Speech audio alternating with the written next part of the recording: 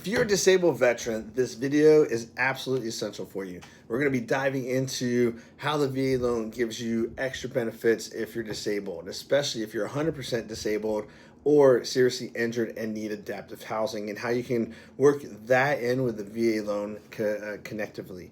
Now, welcome to VA Home Loan 101. This is video 16 of our seminar. If you're coming back for more information, welcome. If you are new, I welcome you as well. And I encourage you to hit that subscribe button so that you can find the past videos that we've done easier and you'll get notified when the new ones come out.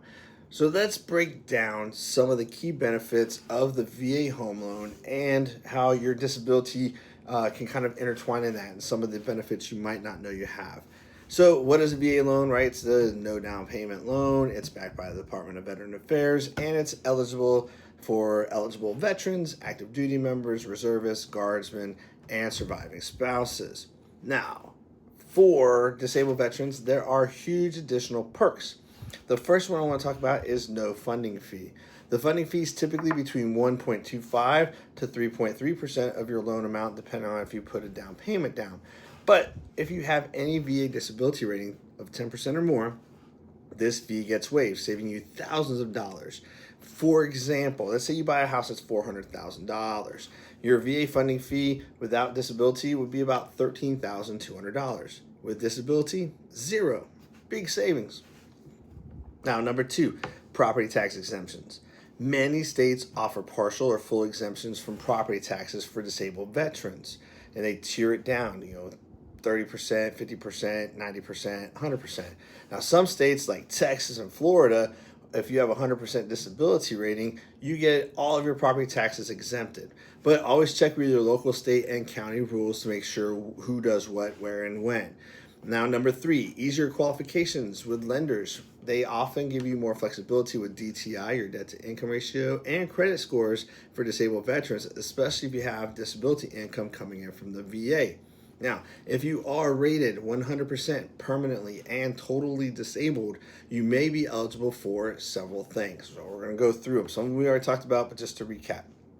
Full property tax exemptions in most states. No VA funding fee. Easier access to specially adapted housing grants and priority processing at VA regional loan centers. That's huge. And then you also get the VA healthcare and CHAMP VA for your family. Now, if you have serious service-connected injuries, you may also qualify for a few different kind of grants. Now, the Specially Adapted Housing or SAH grant, that's huge.